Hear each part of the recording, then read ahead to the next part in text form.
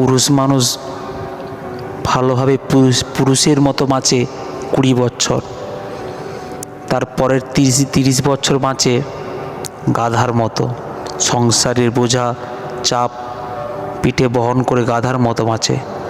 তারপরের 20 বছর বাঁচে কুকুরের মতো, এর উচ্ছিষ্ট খেয়ে বাঁচে, তার উচ্ছিষ্ট খেয়ে বাঁচে।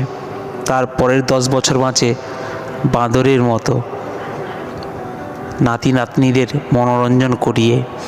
এইভাবেই মানুষের জীবন কেটে যায়। তবু মানুষের ভিতরের যে অহংকার রূপী শত্রু শয়তান বসে থাকে, তাকে দমন করানো যায় না। মানুষ কী নিয়ে এসেছে, কী নিয়ে যাবে, কিছুটা দিনেরই শুধুমাত্র অভিনয়।